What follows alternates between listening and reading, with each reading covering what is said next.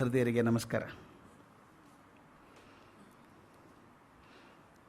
ನಿನ್ನೆ ದಿವಸ ಭಗವಾನ್ ಮಹಾವೀರರ ಹಿನ್ನೆಲೆಯನ್ನು ಗಮನಿಸ್ತಾ ಮುಖ್ಯವಾಗಿ ಜೈನ ಧರ್ಮದ ಚಿಂತನೆಗಳನ್ನು ಸ್ವಲ್ಪ ಗಮನಿಸ್ತಾ ಇದ್ವಿ. ಅದರೊಳಗೆ ಅವಸರ್ಪಣ ಉತ್ಸರ್ಪಣ ಕ್ರಿಯೆಗಳನ್ನು ಹೇಳ್ತಾ, ಉತ್ಸರ್ಪಣದಲ್ಲಿ ಹೇಗೆ ದುಷಮಾದಿಂದ ಹೋಗಿ ಸುಷಮಾವರೆಗೂ ಹೋಗ್ತದೆ, ಅವಸರ್ಪಣದಲ್ಲಿ ಸುಷಮಾದಿಂದ ಹೇಗೆ ದುಷಮಾವರೆಗೂ ಬರ್ತದೆ ಅಂತ ಹೇಳ್ತಾ, ಪೂರ್ತಿ ಕೆಳಗೆ ಬಂದಾಗ ದುಷಮಾದಲ್ಲಿ ಬಂದಾಗ, ದುಃಖ ಕಾಲದಲ್ಲಿ ಬಂದಾಗ ಮನುಷ್ಯನಿಗೆ ಶಾಂತಿಯ ಅವಶ್ಯಕತೆ ಅರ್ಥ ಆಗ್ತದೆ. ಹಿಂಸೆಯಿಂದ ಜಗತ್ತು ಉದ್ಧಾರ ಆಗೋದಿಲ್ಲ ಅಂತ ಅನಿಸಿದಾಗ, ಶಾಂತಿಗೋಸ್ಕರ ಅಪೇಕ್ಷೆ ಪಟ್ಟಾಗ ಕೆಲವು ಅತ್ಯಂತ ಅದ್ಭುತ ವಿಶಿಷ್ಟ ಶಕ್ತಿಯುಳ್ಳಂಥ ಪ್ರತಿಭಾನ್ವಿತರು ಸಮಾಜದಲ್ಲಿ ಎದ್ದು ಬರ್ತಾರೆ. ಅವರನ್ನು ಕುಲಧರರು ಅಂತಾರೆ, ಕುಲಕರರು ಅಂತಾರೆ ಅನ್ನೋದನ್ನು ನೀನೇ ಹೇಳ್ತಾ ಇದ್ದೆ. ಅವರು ಯುಗದ ಆದಿಯಲ್ಲಿ ಬರೋದರಿಂದ ಯುಗಾದಿ ಪುರುಷರು ಅಂತೂ ಕರೀತಾರೆ. ಇವರನ್ನು ಜೈನ ಧರ್ಮದಲ್ಲಿ ಒಂದು ಒಳ್ಳೆಯ ಮಾತಿನಿಂದ ಉಪಯೋಗಿಸ್ತಾರೆ. ಇವರು ಮಾನವ ಸಂಸ್ಕೃತಿಯ ಸೂತ್ರಧಾರರು ಅಂತ. ಭಾಳ ಚಂದ ಮಾತದು. ಇವರನ್ನು ಮಾನವ ಸಂಸ್ಕೃತಿಯ ಸೂತ್ರಧಾರರು ಅಂತಾರೆ. ಅವ್ರ ಕೆಲಸ ಏನು ಅಂತಂದರೆ, ಪ್ರಕೃತಿ ಮತ್ತು ಮನುಷ್ಯರ ನಡುವಿನ ಸಂಸ್ಕೃತಿಯನ್ನು ಜೋಡಿಸೋದು ಅಂತ. ಎಷ್ಟು ಚಂದದ ಮಾತಲ್ಲ ಇದು. ನಾವು ಪ್ರಕೃತಿಯಿಂದ ಆದಷ್ಟು ವಿಮುಖರಾಗಿ ಹೋಗ್ತಾ ಇದ್ದೀವಿ. ಅವ್ರ ಕೆಲಸ ಮನುಷ್ಯನನ್ನು, ಪ್ರಕೃತಿಯನ್ನು ಒಂದು ಕಡೆ ತರುವಂಥ ಕೆಲಸ ಮಾಡೋದು ಅವ್ರ ಕೆಲಸ ಆಗಿತ್ತು. ಅವರೇನು ಮಾಡಿದರು ಅಂದರೆ, ಮನುಷ್ಯನಿಗೆ ಜೀವನದ ಕಲೆಯನ್ನು ಕಲಿಸಿದ್ರಂತೆ, ಸಮಾಜದ ಚೌಕಟ್ಟನ್ನು ಹಾಕಿ ವಿವೇಕ ಮತ್ತು ವಿಚಾರದ ಶಿಕ್ಷಣಗಳನ್ನು ಕೊಟ್ಟರಂತೆ, ಕೃಷಿ ಮತ್ತು ಔದ್ಯೋಗಿಕ ವ್ಯವಸ್ಥೆಯನ್ನು ಹೇಗೆ ನಾಡಬೇಕು ಅಂತ ಜೀವನದ ಬದುಕಿಗೆ ಬೇಕಾದಂಥ ಸಾಮಗ್ರಿಗಳನ್ನು ಕೊಟ್ಟರಂತೆ. ಈ ಕುಲಕರರೇ ಗ್ರಾಮ ಮತ್ತು ಸಂಸ್ಕೃತಿಯ ಜನಕರು ಅಂತ ಕರೀತಾರೆ. ಜೈನ ಪರಂಪರೆಯಲ್ಲಿ 14 ಜನ ಆ ಥರದ ಕುಲಕರರಾಗಿದ್ದಾರೆ ಅಂತ ಒಪ್ಕೋತಾರೆ. 14 ಜನ ಇದ್ದರು ಅಂತ ಪರಂಪರೆಯಲ್ಲಿ. ಇದೊಂದು ಭಾಳ ವಿಚಿತ್ರವಾದ ವಿಷಯ ಆಯಿತು.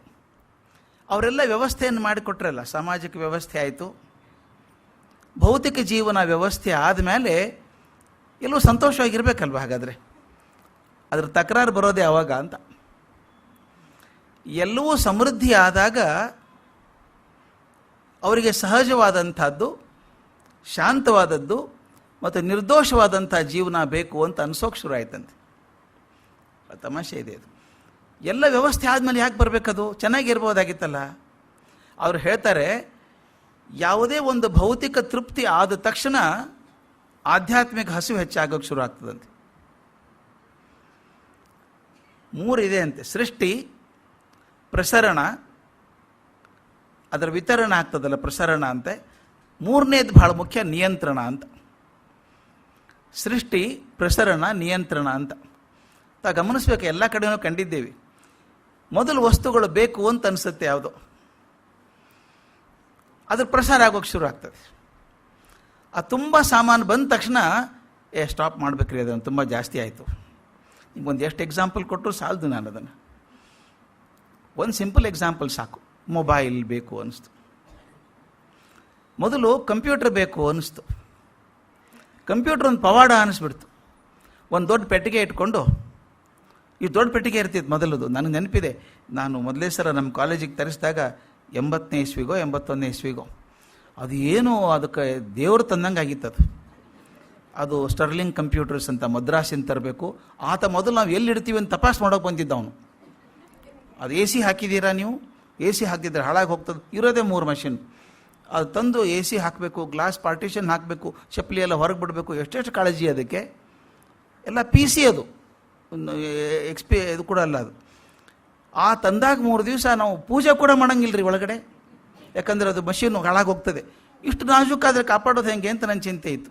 ಇವತ್ತು ಲ್ಯಾಪ್ಟಾಪ್ಗಳನ್ನ ಹಿಡ್ಕೊಂಡು ಅಡ್ಡಾಡೋದು ನೋಡಿದರೆ ಆ ಕನ್ಸ್ಟ್ರಕ್ಷನ್ ಸೈಟಲ್ಲೇ ಕೆಲಸ ಮಾಡ್ತಿರ್ತಾರೆ, ಏನೇನೂ ಆಗಲ್ಲ ಅದಕ್ಕೆ. ಅವು ಗಟ್ಟಿಯಾಗಿಬಿಟ್ಟಿದ್ದಾವೆ.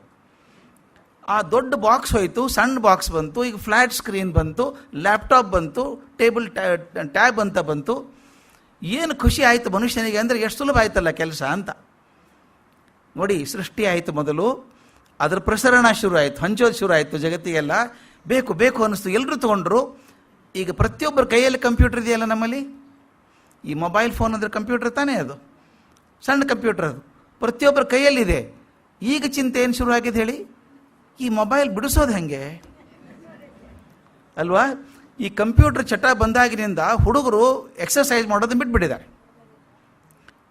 ಕಂಪ್ಯೂಟರ್ ಬಂದು ಕೂತ್ಕೊಂಡ್ರೆ ಹೆಂಡತಿ ಕೂಡ ಬೇಕಾಗಿಲ್ಲ.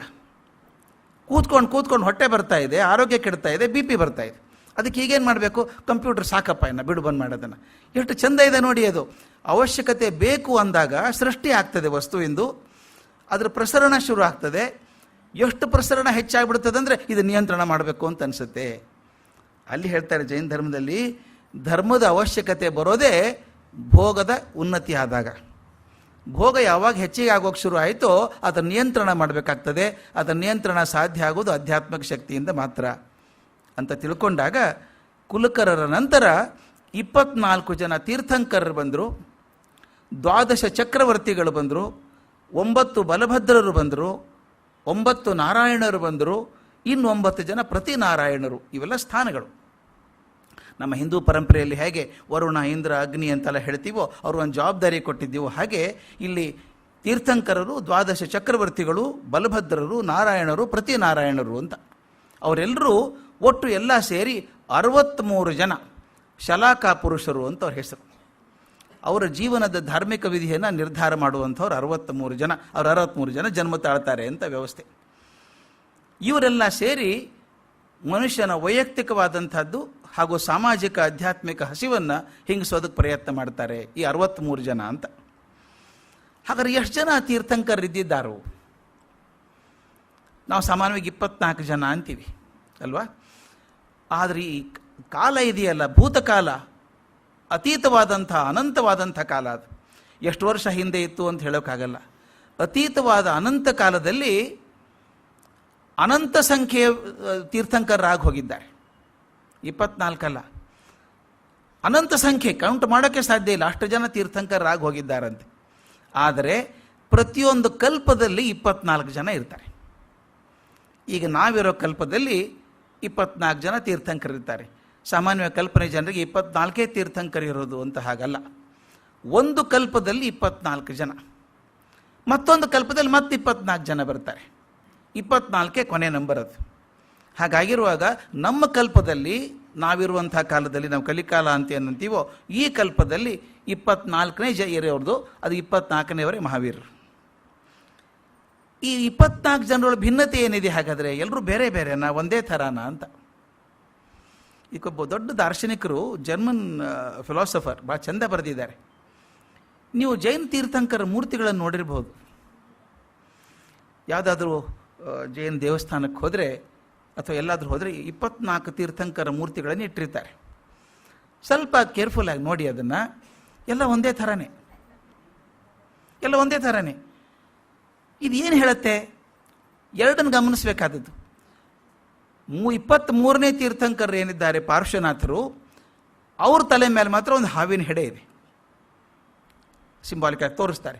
ಅದನ್ನು ಬಿಟ್ಟರೆ ಎಲ್ಲ 24 ತೀರ್ಥಂಕರರು ಒಂದೇ ಪೋಸ್, ಹಾಗೆ ಕೂತಿದ್ದಾರೆ, ಧ್ಯಾನ ಮುದ್ರೆಯಲ್ಲಿ ಕೂತಿದ್ದಾರೆ.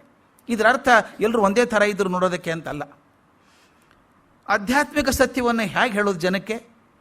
ಎಲ್ಲರೂ ಒಂದೇ ಆಧ್ಯಾತ್ಮಿಕವನ್ನು ಮುಟ್ಟಿದ್ರು ಅಂತ ತಿಳಿಸೋದು ಹೇಗೆ? ಅನಂತ ಕಾಲದಿಂದ ಇದ್ದಂಥವ್ರು, ಈ ಕಲ್ಪದಲ್ಲಿದ್ದಂಥವರು, ಅವರೆಲ್ಲ ಹೇಗಿದ್ರು ಅಂತ ಗೊತ್ತಿಲ್ಲ ನಮಗೆ. ಅವರೆಲ್ಲರೂ ಒಂದೇ ಆಧ್ಯಾತ್ಮಿಕ ಚರ್ಮ ಸೀಮೆಯನ್ನು ಮುಟ್ಟಿದ್ರು ಅಂತ ಹೇಳಬೇಕಾದ್ರೆ ಎಲ್ರಿಗೂ ಒಂದೇ ಆಕಾರ ತೋರಿಸ್ಬೇಕು. ಒಂದೇ ಆಕಾರ ತೋರಿಸೋದೇನೆಂದರೆ ಎಲ್ಲರೂ ಆಧ್ಯಾತ್ಮಿಕವಾಗಿ ಅದೇ ಮಟ್ಟವನ್ನು ಮುಟ್ಟಿದ್ರು ಅಂತ. ಮತ್ತು ಎಲ್ಲರದ್ದು ಒಂದು ವಿಗ್ರಹ ನೋಡಿದಾಗ ನಿಮಗೆ ಅನಿಸುತ್ತೆ, ಕಿವಿ ತುಂಬ ಉದ್ದವಾದದ್ದು. ತಾವು ಗಮನಿಸಿದ್ದೀರಿಲ್ಲ ಗೊತ್ತಿಲ್ಲ, ಮೂರ್ತಿ ನೋಡಿದಾಗ ಆ ಕಿವಿ ತುದಿ, ಈ ಹಾಲೆ ಅಂತಂತೀವಲ್ಲ, ಅದು ಭುಜ ಮುಟ್ಟತಿ. ಇದರ ಅರ್ಥ ಏನು ಅಂದರೆ, ಆ 24 ಜನ ಜಾಸ್ತಿ ಮಾತಾಡೋರಲ್ಲ, ಕೇಳಿಸ್ಕೊಳ್ಳೋರು. ಶ್ರವಣ ಕೇಳಿಸಿಕೊಳ್ಳುವಂಥದ್ದು ಅವರ ವಿಧಿಯಾಗಿತ್ತು. ಅವರು ಕೇಳಿಸಿಕೊಂಡು ಸಮಾಜದ ದುಃಖವನ್ನು ಅರಿತುಕೊಂಡು ಅವರು ಬೇಕಾದಂಥ ಪರಿಹಾರಗಳನ್ನು ಕೊಡ್ತಾ ಇದ್ದರು. ಅವರೆಲ್ಲರೂ ಒಂದೇ ಆಧ್ಯಾತ್ಮಿಕ ಚಿಂತನೆಯನ್ನು ಮಾಡಿದವರು, ಆ ಮಟ್ಟ ಮುಟ್ಟಿದವರು ಅನ್ನೋದಕ್ಕೋಸ್ಕರ ಮೂರ್ತಿಗಳನ್ನೆಲ್ಲ ಒಂದೇ ಥರ ಮಾಡಿಟ್ಟಿದ್ದಾರೆ ಅಂತ. ಆ ತೀರ್ಥಂಕರ ನಡುವೆ ಭೇದ ಇರಲಿಲ್ಲ. ಆದರೆ ಪ್ರತಿಯೊಬ್ಬ ತೀರ್ಥಂಕರರು ತಮ್ಮ ತಮ್ಮ ಜೀವಿತ ಅವಧಿಯಲ್ಲಿ ನಮ್ಮ ಸುತ್ತಮುತ್ತಲಿನ ಪರಿಸರವನ್ನು ಗಮನಿಸಿ, ಅಲ್ಲಿರುವಂಥ ವ್ಯಕ್ತಿಗಳ ಶಕ್ತಿ ಸಾಮರ್ಥ್ಯಗಳನ್ನು ಗಮನಿಸಿ, ಅವರ ಅವಶ್ಯಕತೆಗಳನ್ನು ಗಮನಿಸಿ, ಆ ಕಾಲಕ್ಕೆ ಏನು ಬೇಕೋ ಆ ಧರ್ಮದ ಪ್ರಚಾರ ಮಾಡ್ತಾಯಿದ್ರು. ಕಾಲ ಕಾಲಕ್ಕೆ ಧರ್ಮದ ಪ್ರಚಾರದ ವಿಧಿ ಬೇರೆ ಆಗಿರಬಹುದು, ಅದರ ಮೂಲ ತತ್ವ ಒಂದೇ ಆಗಿರ್ತಿತ್ತು ಅನ್ನೋದು ಮುಖ್ಯ. ಭಾಳ ಚಂದ ಹೇಳ್ತಾರೆ. ಮೂಲ ತತ್ವ ಬದಲಾಗಲಿಲ್ಲ, ಆದರೆ ಹೇಳುವಂಥ ರೀತಿ ಬೇರೆ ಆಯಿತು. ಯಾಕಂದರೆ ಆಗಿರುವಂಥ ಪರಿಸರ ಆಗಲಿ, ಆ ಜನರ ಶಕ್ತಿ ಆಗಲಿ, ಅವರ ಅವಶ್ಯಕತೆಯನ್ನಾಗಿ ನೋಡಿಕೊಂಡು ಧರ್ಮ ಪ್ರಚಾರ ಮಾಡ್ತಾ ಇದ್ರು ಅಂತ. ಅದಕ್ಕೊಂದು ಭಾಳ ಚಂದ ಉಪಮೆ ಕೊಡ್ತಾರೆ ಅದಕ್ಕೆ ಜೈನ ಸಾಹಿತ್ಯದಲ್ಲಿ. ಈ ನದಿಯಲ್ಲಿ ಸ್ನಾನ ಘಟ್ಟಗಳನ್ನು ಕಟ್ತಾರೆ. ಸ್ನಾನ ಮಾಡೋದಕ್ಕೆ ಅನುಕೂಲ ಆಗಲಿ ಅಂತ ಘಟ್ಟ ಕಟ್ಟಿರ್ತಾರೆ. ಕಟ್ಟಿ ಸ್ವಲ್ಪ ವರ್ಷ ಆದಮೇಲೆ ನೀರು ಹರಿದು ಪ್ರವಾಹ ಜಾಸ್ತಿ ಬಂದಾಗ ಘಟ್ಟದ ದಾಟಿ ಬಂದುಬಿಡ್ತದೆ ನೀರು, ಮತ್ತೆ ಕೆಳಗೆ ಹೋಗ್ತದೆ. ನೀರಿಗೊಂದು ಕೊರೆಯೋ ಅಭ್ಯಾಸ ಇದೆ. ಸ್ವಲ್ಪ ಜಾಗ ಸಿಕ್ಕರೆ ಸಾಕು ನುಗ್ಗಿಬಿಡ್ತದೆ. ಆ ಕೊರಕಲ್ಲಿ ಕೃಷ್ಟಿ ಮಾಡಿ ಒಂದು 10-20 ವರ್ಷ ಆಗೋ ಹೊತ್ತಿಗೆ ಆ ಸ್ನಾನ ಘಟ್ಟದ ಕಲ್ಲುಗಳು ಶಿಥಿಲ ಆಗಿ ಸಡ್ಲಾಗಿ ಬಿದ್ದು ಹೋಗ್ಬೋದು, ಒಂದು ಕಡೆಗೆ ಹಾಳಾಗಿ ಹೋಗ್ತದೆ. ಆಗೇನು ಮಾಡ್ತಾರೆ, ಅವರು ಸುಧಾರಕರು ಬರ್ತಾರೆ, ಅದನ್ನು ಸರಿ ಮಾಡಬೇಕು ಅಂತಾರೆ. ಹೇಗೂ ಕಟ್ತಾ ಇದ್ದೀವಿ, ಸ್ವಲ್ಪ ಚೆನ್ನಾಗೇ ಕಟ್ಟೋಣ್ರಿ, ದಯವಿಟ್ಟು ನೋಡಿ ಹೇಗೂ ಕಟ್ತಾ ಇದ್ದೀವಲ್ಲ, ಸೌಲಭ್ಯ ಇರಲಿಲ್ಲ ಮೊದಲು, ಸ್ವಲ್ಪ ಸಪ್ರೇಟ್ ಮಾಡಿ, ಒಂದು ಸ್ವಲ್ಪ ಜಾಗ ಮಾಡಿ, ಹೀಗೆ ಮಾಡಿ, ಕೂತ್ಕೊಳ್ಳೋಕೆ ಅವಕಾಶ ಆಗಲಿ ಬಂದವರಿಗೆ. ಸ್ನಾನಘಟ್ಟ ರೂಪರೇಷೆ ಬದಲಾಗಬಹುದು, ಸೌಲಭ್ಯಗಳು ಹೆಚ್ಚು ಕಡಿಮೆ ಆಗಬಹುದು, ಅದರ ಮೂಲ ಉದ್ದೇಶ ಒಂದೇನೆ, ಬಂದವರಿಗೆ ಅನುಕೂಲ ಆಗಲಿ ಸ್ನಾನ ಮಾಡೋದಕ್ಕೆ ಅಂತ. ಅದನ್ನೇ ಚಂದ ಕೊಡ್ತಾರೆ. ತೀರ್ಥಂಕರರ ಹೇಳುವ ವಿಧಾನಗಳು ಬೇರೆ ಆಗಿರಬಹುದು, ಹೊರಗಿನ ಕ್ರಿಯೆಗಳು ಬೇರೆ ಆಗಿರಬಹುದು, ಅದರ ಮೂಲ ಉದ್ದೇಶ ಒಂದೇ ಆಗಿತ್ತು ಅಂತ. ಈ ತೀರ್ಥಂಕರ ಅನ್ನೋ ಪದ ಇದೆಯಲ್ಲ, ಅದ್ಭುತವಾದ ಪದ ಅದು. ಇದು ತೀರ್ಥ ಅನ್ನುವಂಥ ಉಪಪದದಿಂದ ಬಂದಂಥದ್ದು ಪದ ತೀರ್ಥಂಕರ ಅಂತ. ತೀರ್ಥಂಕರ ಅಂದರೆ ಏನು ಅಂತ ಅವರು ಜೈನ ಸಾಹಿತ್ಯದಲ್ಲಿ ಶಬ್ದಕಲ್ಪದ್ರುಮ ಅಂತ ಇದೆ. ಆ ಕಲ್ಪದ್ರುಮಕ್ಕೆ ಸರಿಯಾಗಿ ತರತಿ ಪಾಪಾದಿಕಂ ಯಸ್ಮಾತ್ ಇತಿ ತೀರ್ಥಂ ಅಂತ ಹೇಳ್ತಾರೆ, ಅಥವಾ ತರಸಿ ಸಂಸಾರ ಮಹಾರ್ಣವಂ ಏನ ತತ್ ತೀರ್ಥಂ ಅಂತ. ಅರ್ಥ ಇಷ್ಟೇ, ಸಂಸಾರ ಸಮುದ್ರದ ಪಾಪಗಳನ್ನು ಯಾರ ಮೂಲಕ ದಾಟಬಹುದೋ ಅಂಥವರು ತೀರ್ಥರು ಅಂತ. ಯಾರ ಮೂಲಕ ಸಂಸಾರದ ತೊಂದರೆಗಳನ್ನು ದಾಟಿ ಪಾರಾಗಬಹುದೋ ಅವರು ತೀರ್ಥರು ಅಂತ. ತೀರ್ಥ ಅನ್ನೋ ಪದಕ್ಕೆ ಇನ್ನೂ ಬೇಕಾದಷ್ಟು ಅರ್ಥಗಳಿದ್ದಾವೆ. ತೀರ್ಥ ಅಂದರೆ ನದಿ ದಂಡೆ ಅಂತ ಒಂದು ಅರ್ಥ, ಇನ್ನೊಂದು ಸೇತುವೆ ಅಂತ ಒಂದು ಅರ್ಥ, ಇನ್ನೊಂದು ಗುರು ಅಂತ ಒಂದು ಅರ್ಥ. ಮೂರು ಮುಖ್ಯವಾದ ಅರ್ಥಗಳು. ಒಂದು ನದಿ ದಂಡೆ, ಇನ್ನೊಂದು ಸೇತುವೆ. ಆ ಸೇತುವೆ ಕಾನ್ಸೆಪ್ಟ್ ಎಷ್ಟು ಚೆನ್ನಾಗಿದೆ ಗೊತ್ತಾ. ಈ ತೀರ್ಥರು ಏನು ಮಾಡ್ತಾರೆ ಅಂದರೆ, ಅದಕ್ಕೆ ತಾವು ಗಮನಿಸಿರಬೇಕು, ಬಹಳಷ್ಟು ಜನ ಸನ್ಯಾಸಿಗಳಿಗೆ ಗುರುಗಳಿಗೆ ತೀರ್ಥರು ಅಂತ ಬರ್ತದೆ ಕೊನೆಗೆ ಹೆಸರು. ತಾವು ಗಮನಿಸಿರಬೇಕು, ಬಹಳಷ್ಟು ಸನ್ಯಾಸಿಗಳಿಗೆ ಗುರುಗಳಿಗೆ ತೀರ್ಥರು ಅಂತ ಹೇಳ್ತಾರೆ. ಆನಂದ ತೀರ್ಥರು ಅಂತ ನಾವು ಮಧ್ವಾಚಾರ್ಯ ಕರಿತೀವಿ, ಹಾಗೆ ಸಾಕಷ್ಟು ಜನರಿಗೆ ತೀರ್ಥರು ಅಂತ ಬರ್ತದೆ. ಆ ತೀರ್ಥರು ಅಂದರೆ ಏನು ಅಂದರೆ ಅವರು ಸೇತುವೆ ಇದ್ದ ಹಾಗೆ ಅಂತ. ತಾವು ಯಾರಾದರೂ ಸಾಕಷ್ಟು ಜನ ಹೋಗಿರ್ಬೋದು, ಹರಿದ್ವಾರ ಋಷಿಕೇಶಕ್ಕೆ ಹೋದಾಗ ಲಕ್ಷ್ಮಣ್ ಝೂಲ, ಈಗ ರಾಮ ಝೂಲ ಲಕ್ಷ್ಮಣ್ ಝೂಲ ಎರಡಿದೆ. ಅದ್ರ ಮೇಲೆ ಹೋಗಬೇಕಾದ್ರೆ ಅದ್ಭುತ ಅನಿಸಲ್ವಾ? ಕೆಳಗಡೆ ಎಂಥ ಗಂಗಾ ನದಿ, ಅದು ಎಂಥ ದೊಡ್ಡ ಪ್ರವಾಹ, ರಭಸ ಹೇಗಿದೆ ಅದಕ್ಕೆ. ಹರಿದ್ವಾರದಲ್ಲಿ ರಭಸ ಹೆಚ್ಚು, ಋಷಿಕೇಶದಲ್ಲಿ ಶಾಂತ ಬಟ್ ಆಳ ಜಾಸ್ತಿ. ಅಷ್ಟು ದೊಡ್ಡ ಪ್ರವಾಹ ಅದು ಗಂಗಾ ನದಿ ಹೋಗ್ತಿರ್ಬೇಕಾದ್ರೆ ಸೇತುವೆ ಮೇಲೆ ಹೋಗೋರಿಗೆ ಏನೂ ಭಯ ಇಲ್ಲ. ರೋಡ್ ಲೆವೆಲ್ಗೆ ಮಾಡಿದ್ದಾರೆ ಕರೆಕ್ಟಾಗಿ ಅದನ್ನು. ಬೇಕಾದ್ರೆ ವೀಲ್ ಚೇರ್ ಕೂಡ ತೊಗೊಂಡು ಹೋಗ್ಬೋದು ಅಲ್ಲಿ. ಅಂದರೆ ಅತ್ಯಂತ ಅಶಕ್ತನಾದ ವ್ಯಕ್ತಿ ಕೂಡ ಅತ್ಯಂತ ಮಹಾಪ್ರವಾಹದ ನದಿಯನ್ನು ಸುಲಭವಾಗಿ ದಾಟೋದಕ್ಕೆ ಅನುಕೂಲ ಮಾಡೋದು ಆ ಸೇತುವೆ ಅಂತ. ಆದ್ದರಿಂದ ಈ ತೀರ್ಥರು ಏನಿದ್ದಾರೋ ಈ ಕಷ್ಟಗಳಿಂದ ಪಾರಾಗಿ ಹೋಗೋದಕ್ಕೆ ಒಂದು ಸೇತುವೆ ಇದ್ದಾಗಿದ್ದಾರೆ ಅಂತ. ನದಿ ದಂಡೆ ಅಂತ ಕೂಡ ಒಂದು ಅರ್ಥ ಇದೆ ಅಂತ ಹೇಳಿದೆ. ನದಿ ಹರಿಯುವಾಗ ಎಲ್ಲಿ ಬೇಕಾದಲ್ಲಿ ನೀರಲ್ಲಿ ಕಾಲಿಡೋಕ್ಕೆ ಸಾಧ್ಯ ಇಲ್ಲ, ಜಾರು ಬಿಡ್ತದೆ, ಮಣ್ಣು ಕೊಚ್ಚಿ ಹೋಗ್ತದೆ. ಅದಾಗಬಾರ್ದು ಅಂತ ಸ್ನಾನಘಟ್ಟ ಹಾಕಿ ಕಲ್ಲು ಸಿಮೆಂಟು ಹಾಕಿ ಚೆನ್ನಾಗಿ ಕಟ್ತಾರೆ. ಈ ಸಂಸಾರ ರೂಪದ ಮಹಾನದಿಯಲ್ಲಿ ಕ್ರೋಧ, ಲೋಭ, ಮೋಹ, ಮದ, ಮತ್ಸರ ಇವೆಲ್ಲ ಬರ್ತಾವಲ್ಲ, ಅದರ ಜೊತೆಗೆ ಮಾಯೆ ಒಂದು ಬಾಯಿ ತಕ್ಕೊಂಡು ಕೂತ್ಕೊಂಡಿದೆ. ಇವೆಲ್ಲದರಿಂದ ಪಾರಾಗಿ ಹೋಗೋದಕ್ಕೆ ಧರ್ಮದ ಘಟ್ಟ ಸೃಷ್ಟಿ ಮಾಡೋರು ತೀರ್ಥಂಕರರು ಅಂತ. ನದಿಯಲ್ಲಿ ಸ್ನಾನ ಮಾಡೋದಕ್ಕೆ ಸ್ನಾನಘಟ್ಟ ಹೇಗೆ ಅನುಕೂಲ ಆಗುತ್ತೋ ಹಾಗೆ ಬದುಕಿನಲ್ಲಿ ಪಾರಾಗೋದಕ್ಕೆ ಧರ್ಮದ ಘಟ್ಟವನ್ನು ಕಟ್ಟೋರು ಈ ತೀರ್ಥರು ಅಂತ. ಧರ್ಮವನ್ನು ಅನುಷ್ಠಾನ ಮಾಡಿ ಸಾಧಕ ಸಂಸಾರ ರೂಪಿಯಾದ ಮಾಯೆಯನ್ನು ದಾಟೋದಕ್ಕೆ ಅನುವು ಮಾಡಿಕೊಡುವಂಥವ್ರು. ಇದೇ ಥರದ ಪದ್ಯ, ಇದೇ ಥರದ ಶ್ಲೋಕ ನಮ್ಮ ಭಗವದ್ಗೀತೆ ಧ್ಯಾನ ಶ್ಲೋಕದಲ್ಲಿ ಇಲ್ವಾ? ತಾವು ಗಮನಿಸಿದ್ದೀರಿ. ಭೀಷ್ಮದ್ರೋಣ ತಟ, ಜಯದ್ರಥ ಜರ, ಗಾಂಧಾರ ನೀಲೋತ್ಪಲ, ಇದೇ ತಾನೇ ಹೇಳೋದು. ಸಂಸಾರದಲ್ಲಿ ಎಷ್ಟೆಷ್ಟು ಥರದ ಪ್ರಾಣಿಗಳಿದ್ದಾವೆ ಅಲ್ಲಿ, ನದಿ ಅದು ಗೊತ್ತೇ ಆಗೋಲ್ಲ, ಸುಳಿಯದವೆ, ಮೊಸಳೆಗಳಿದ್ದಾವೆ, ತಿಮಿಂಗಲಗಳಿದ್ದಾವೆ, ಎಲ್ಲ ಇದ್ದಾವೆ. ಅದರಿಂದ ಪಾರು ಮಾಡೋನ್ ಕೊನೆಗೆ ಕೇಶವನೇ ಅಂತ. ಹಾಗೆ ಈ ತೀರ್ಥರು ನಮ್ಮನ್ನು ಪಾರು ಮಾಡ್ತಾರೆ ಅಂತ. ಹಾಗಾದರೆ ಈ ತೀರ್ಥಂಕರರು ಅಂತ ಯಾರಿದ್ದಾರೋ ಇವರು ಆತ್ಮವಿಕಾಸದ ಚರವೋತ್ಕರ್ಷ, ಅತ್ಯಂತ ಶ್ರೇಷ್ಠ ಮಾದರಿ ಇವರು. ಇದಕ್ಕಿಂತ ದೊಡ್ಡ ಮಾದರಿ ಸಿಗಲಿಕ್ಕಿಲ್ಲ ಅಂತ ಜೈನ ಪರಂಪರೆಯಲ್ಲಿ ಹೇಳ್ತಾರೆ. ಆತ್ಮವಿದ್ಯೆಯ ಸರ್ವೋತ್ತಮ ಶಿಖರ ಅಂತ ವರ್ಣನೆ ಮಾಡ್ತಾರೆ. ಇದರ ಮೂಲ ಪುರುಷರು ವೃಷಭನಾಥರು, ಆದಿತೀರ್ಥಂಕರರು ಅಂತ ಹೆಸರು. ಇವರನ್ನು ಈ ಲೋಕನೀತಿ ನಿಯಮಗಳ ಪ್ರಥಮ ಸಂಸ್ಥಾಪಕರು ಅಂತ ಕರೀತಾರೆ. ನಾವು ಸ್ವಲ್ಪ ಇಲ್ಲಿ ಒಂದು ಸ್ವಲ್ಪ ಟೈಮ್ ಖರ್ಚು ಮಾಡಿ ನೋಡಬೇಕಿದನ್ನು. ಜೈನ ಪರಂಪರೆ ಮತ್ತು ಹಿಂದೂ ಪರಂಪರೆ ಹೇಗೆ ಒಂದಕ್ಕೊಂದು ಬಿಡಿಸಲಾರದ ಹಾಗೆ ಗಟ್ಟಿಯಾಗಿ ಕೂತ್ಕೊಂಡಿದ್ದಾವೆ ಅಂತ. ಒಂದರ ಮೂಲ ಇನ್ನೊಂದರಲ್ಲಿದೆ, ಬೇರೆ ಬಿಡಿಸೋಕ್ಕಾಗಲ್ಲ ಅದು. ವೃಷಭನಾಥರದೇ ತಗೊಳ್ಳೋಣ ಉದಾಹರಣೆ. ವೃಷಭದೇವರ ಜ್ಯೇಷ್ಠ ಪುತ್ರ ಭರತ, ಮೊಟ್ಟ ಮೊದಲನೇ ಚಕ್ರವರ್ತಿ. ಅವನಿಂದಾಗೆ ಭರತನಿಂದಾಗೆ ದೇಶಕ್ಕೆ ಭಾರತ ಅಂತ ಹೆಸರು ಬಂದದ್ದು ಅಂತ ನಂಬ್ತೇವೆ. ಈ ಭರತ ಚಕ್ರವರ್ತಿ ಅತ್ಯಂತ ಸ್ವಾಭಿಮಾನಿ ಸಹೋದರ ಬಾಹುಬಲಿ. ಜೈನ ಪರಂಪರೆಯ ಪ್ರಕಾರ ಬಾಹುಬಲಿ ತೀರ್ಥಂಕರನಾದ ತಂದೆ ವೃಷಭನಾಥನಕ್ಕಿಂತ ಮೊದಲೇನೆ ಮುಕ್ತಿಗೆ ಸಂದಂಥ ಮಹಾನುಭಾವ. ಇದು ಬಹಳ ಮುಖ್ಯ ಗಮನಿಸಬೇಕಾದದ್ದು.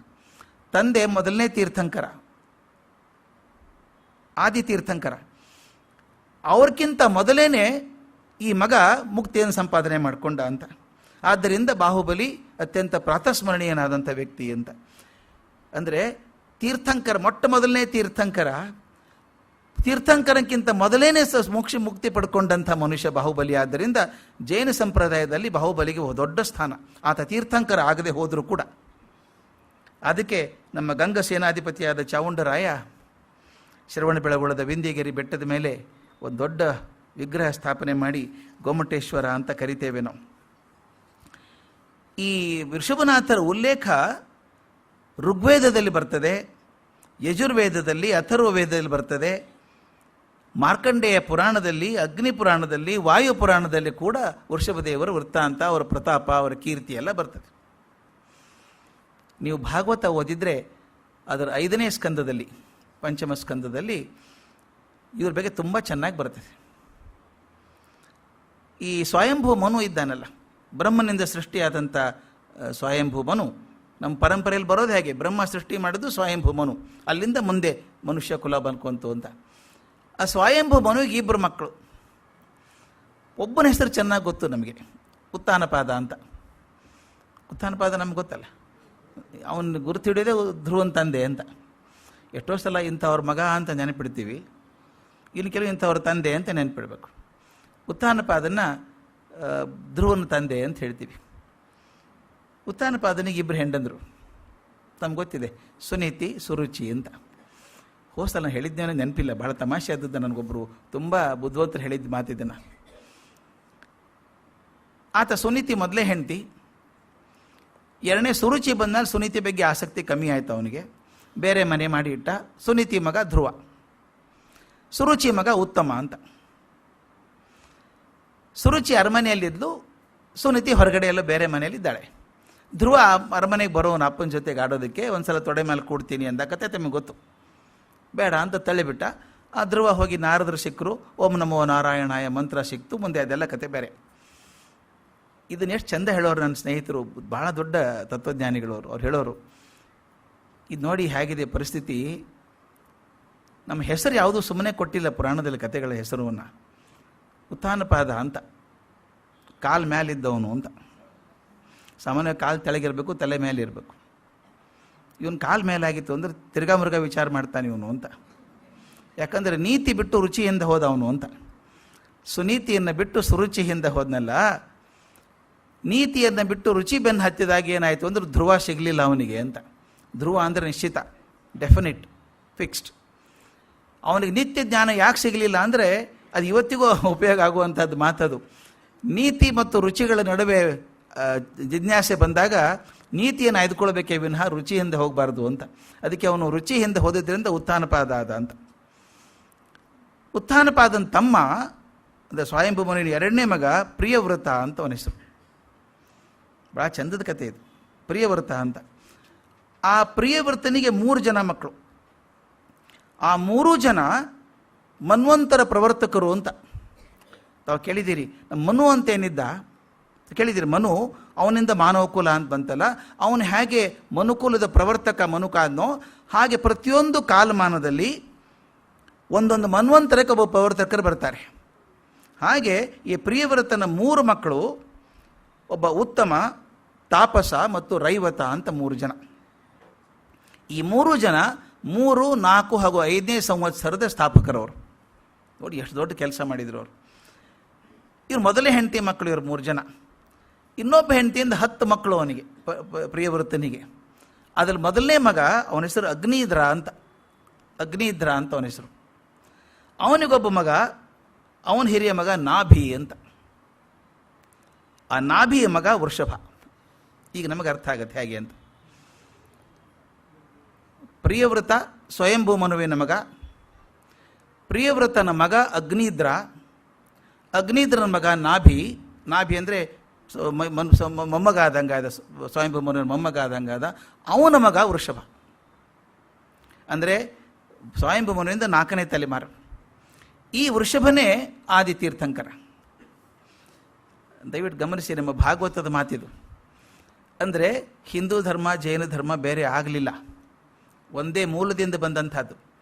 ವೃಷಭನಾಥನನ್ನು ಗುರುತಿಸ್ತಾರೆ, ಈತ ಆದಿತೀರ್ಥಂಕರ, ಅವನ ಮಗ ಭರತ. ಭರತನ ಕಥೆ ನಿಮ್ಗೆ ಗೊತ್ತು ಮುಂದೆ ಏನಾಯಿತು ಅಂತ. ಅಲ್ಲಿ ಕಥೆಗಳು ಹೇಗೆ ಬರ್ತದೆ ಅಂದರೆ, ಇಲ್ಲಿ ಜೈನ ಧರ್ಮದಲ್ಲಿ ಒಂದೇ ಭಾಗ ಹೇಳ್ತಾರೆ.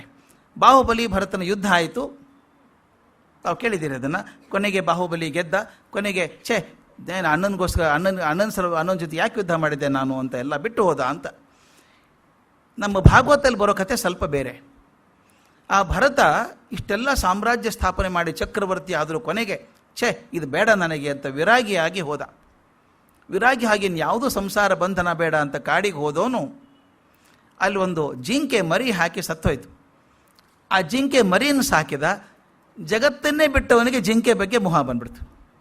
ಅದು ಕತೆ ನಮ್ಮಲ್ಲಿ ಹಿಂದೂ ಧರ್ಮದಲ್ಲಿ ಬರೋ ಕತೆ ಭಾಳ ಚೆನ್ನಾಗಿದೆ. ಅದು ಜಿಂಕೆ ಬಗ್ಗೆ ಚಿಂತೆ ಬಂದು ಅವನು ಸಾಯೋ ಹೊತ್ತಿಗೆ ಜಿಂಕೆ ಚಿಂತೆ ಮಾಡಿರೋದ್ರಿಂದ ಅವನು ಜಿಂಕೆ ಹಾಗೆ ಹುಟ್ಟಿದ ಮುಂದೆ ಅಂತ ಹಿಂಗೆ ಕತೆ ಬರ್ತದೆ.